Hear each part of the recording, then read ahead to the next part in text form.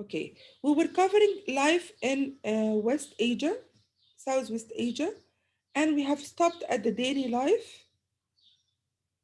We have mentioned that daily life across Southwest Asia has great or greatly variety. We said that some people live in cities, others live in villages. They are practicing different kinds of cultures. They are depending on farming or raising livestock. And in the cities, they are depending on manufacturing. And we mentioned too that the most common religion was Islam. And you know طبعا the practice of Islam. I'm gonna ask one question, then I'll start the new part of the lesson. What is the major ethnic group in Iran, and what language does that group speak? Who can answer this question? What is the major ethnic group in Iran, and what is their language? Going back to the languages, who can tell me what's the main group and what's their language?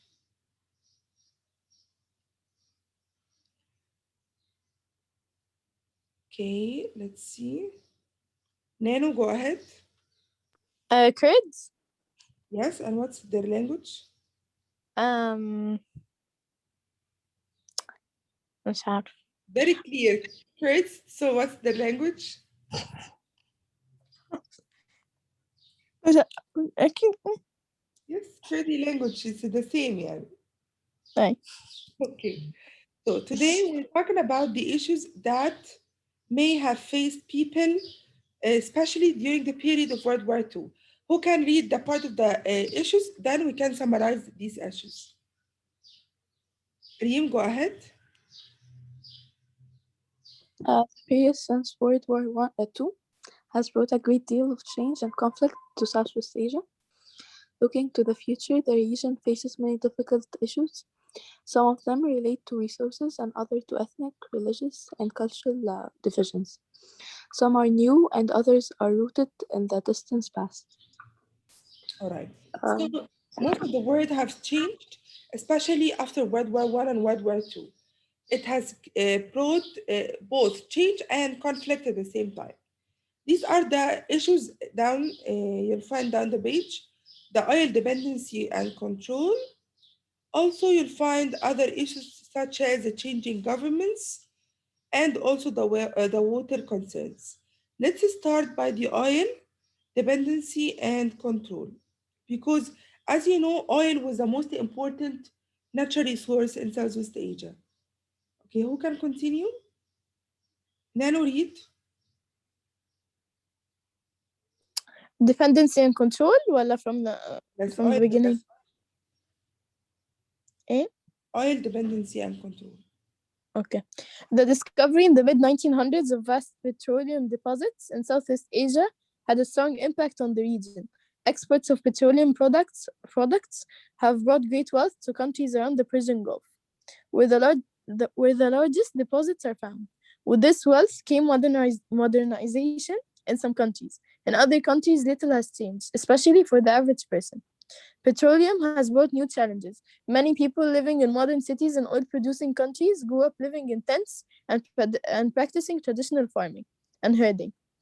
Some Muslims believe that increased exposure to Western ways is corrupting the region's people. Another issue is the growing gap between rich and poor countries. Qatar and Kuwait, for example, rank among the wealthiest countries in the world. Afghanistan ranks among the poorest. The struggle to control oil has led to tension and wars. It has also resulted in increased intervention in Southeast Asia by foreign powers. Thank you, Irene. So, as he mentioned, the discovery of oil has its own pros and cons. At the same time, the discovery of oil has brought great wealth to the countries around the Persian Gulf because it has the most or the largest deposits are found there. But with this wealth also came modernization. Modernization is in some countries and in other countries has let it change. For example, the average person for the average person. For example, petroleum طبعا has brought new challenges. Many people are living in modern cities that are producing. Countries have grown طبعا manufacturing and have grown changing their way of life, but other people are still practicing the traditional farming and the herding. But this is number one issue. Number one issue, when they have discovered oil, especially in the Persian Gulf, in the area of the Persian Gulf, it brought great wealth. Great wealth has been used in order to have the modernization. The modernization in some countries brought great change, but other people have stayed the same. They're still farming and raising animals. Number two, some Muslim and some Islamists believed that the exposure to the Western way will corrupt the region's people. This is another issue. They believed that when we are exposed to Western way of life, it will corrupt the region. Number three, it made a huge gap between rich countries and poor countries. We have the rich countries such as Qatar and Kuwait, which are the wealthiest countries in the world. And we have very poor countries such as Afghanistan, which still struggle with tensions and war and the intervention from foreign powers. These are the issues that have been brought from the oil dependency and control. Okay, let's move to uh, the second part of the oil dependency. Complete يا Hannah Hamdi. Okay. Oil dependency is also an issue. Exporting countries thrive when oil commands high prices, but they suffer when worldwide prices drop. Further, oil is not a renewable resource, and the countries have already depleted some of their reserves. To lessen their dependency on oil, exporting countries have invested oil in other countries. Countries that import oil are investigating alternatives to oil. These are three Uh, more issues. Number one, exporting countries thrive oil commands high prices, but they suffer when worldwide prices drop. Yani if the oil has high prices, they are thriving in new life, they are starting a new life. But if the oil price drop, they are suffering. Number two, oil also is not a renewable resource, so it could be finished soon. So if you are depending on oil only, we're going to be suffering sooner or later. Number three, other countries now are trying to investigate or to come up with alternative ways of energy other than the oil. Yeah, for example, they're using solar power, they're using the hydroelectric power, geothermal energy. They are trying to use other ways other than the oil. So these are actually six issues that are related to the oil dependency. What about the changing governments? Maya? Let's continue reading. Yes. More than six decades after it began, the Arab-Israeli conflict continues as one of the biggest issues facing Southwest Asia. At the heart of the conflict are the Gaza Strip and West Bank territories, which Israel captured in 1967. Eruptions of violence have hampered progress toward a peaceful solution. The years 2010 and 2011 marked the beginning of the Arab Spring, a wave of pro-democracy protests and uprising in North Africa and Southwest Asia. Protests against authoritarian rulers broke out in Tunisia, Egypt, Libya, Yemen, Bahrain, Syria, Jordan, and Oman in early 2011. By the end of the year, leaders in Tunisia, Egypt, Libya, and Yemen are overthrown. Protests in Bahrain were quashed by security forces, but the government later agreed to implement reforms. Syria fell into upheaval when the government used armed forces to stop protests. More peaceful reform efforts are underway in Jordan and Oman. Oman. Okay. Changing governments. Actually, we said that we have three main points here. We have the Arab Israeli conflict, which is continuing as one of the biggest issues, especially nowadays, because Asia is part of it and it's trying, or they are actually at the heart of the conflict, because this conflict happens in many places, especially in Gaza Strip and in the West Bank territories. But actually, these eruptions of violence have been hampered progress toward peaceful solution because this situation is never settled down. It's every now and then it is erupting and there is no peace because the Israelis want to control all the land. The number two issues of the changing governments is the Arab Spring, and we all have attended in the year 2010 and 2011 part of the Arab Spring wave. It's actually a pre-democracy protests. It happened in many Arab countries: Algeria, Tunisia, Yemen, Bahrain, Syria, Jordan, and even in Egypt and in Libya. And by the end of this movement, many countries have changed their prime minister or their president. But actually, leaders in Tunisia, Egypt, Libya have also lost their security because we have changed many governments in order to control the protests and to stop it and to have more peaceful life. Okay, so these are the two issues that we're going to cover in the changing governments: the Arab Israeli conflict and the protests, pro democracy protests in the year 2010 2011, and or which we call it the Arab Spring. Number three, the water concerns. Okay, Rashwan? I read. Yes. Huh? Yes, go ahead. Scarcity of fresh water has plagued Southeast Asia throughout history.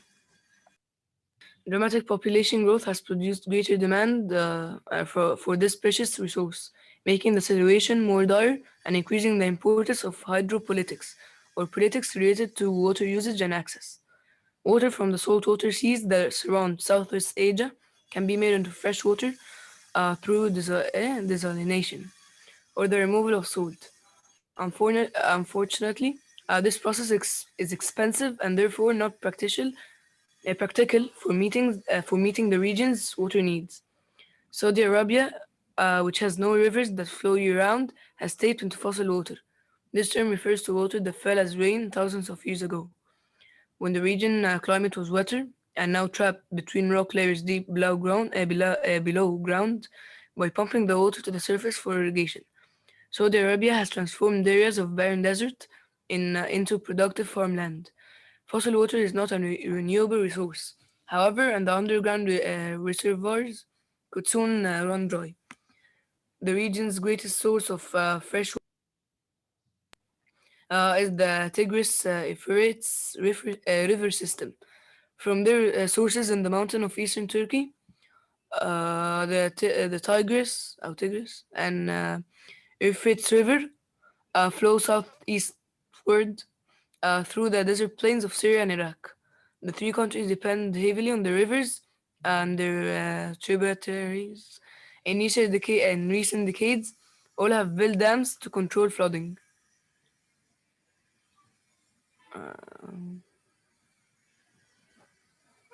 All right.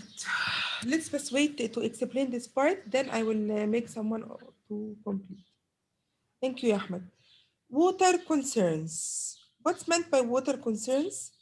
Actually, we said that water is one of the most important resources because we said that some of the countries are depending on oil, but others are still depending on farming. But in the area, we have a scarcity of fresh water.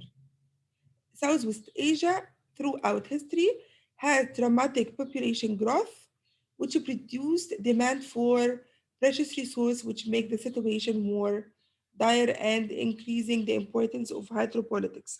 What's meant with the word hydropolitics? It's the politics that's related to water usage and access. For example, we are having a problem right now because of the River Nile. Anyone has an idea about this problem? Can That's explain? how, what's its name? Yes, What's its name? the hydropolitics. We have a near problem, a problem related to the River Nile. Anyone has اه huh? بس هو يعني ايه سد Dam. Huh? اه there is كده مش عارفة Who knows? أسامة.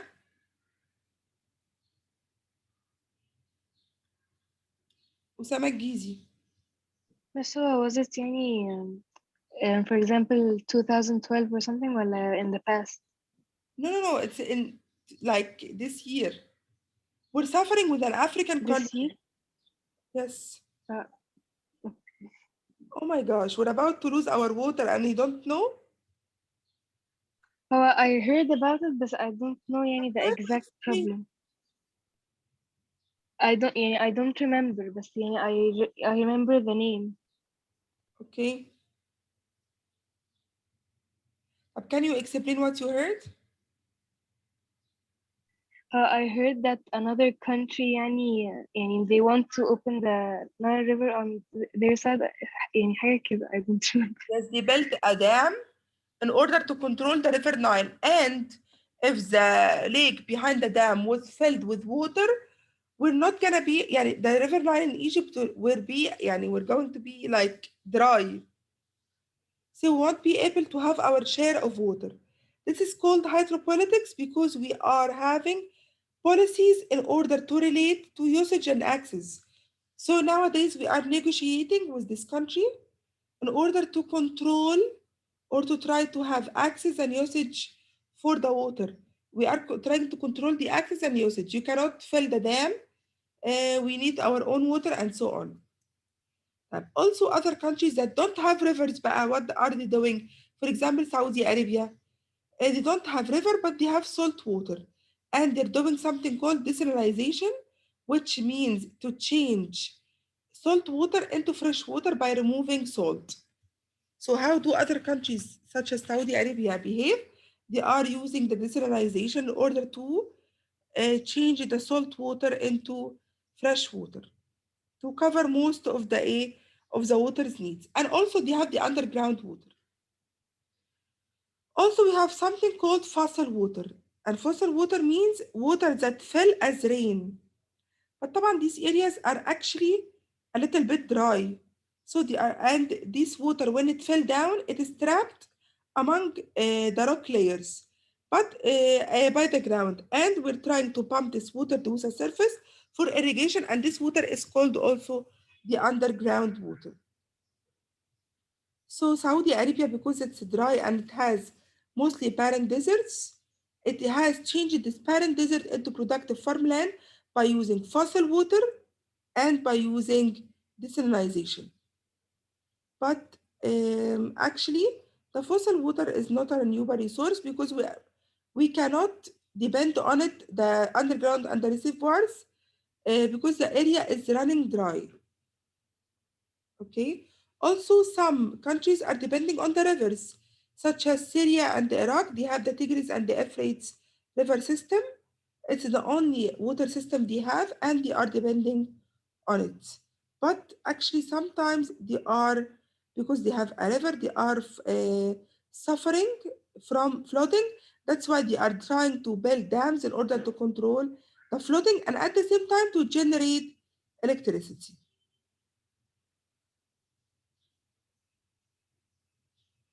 Okay. So they are trying to have a long dam building project in Turkey because it's also trying to reduce the river flow because it doesn't have a water or a steady water source.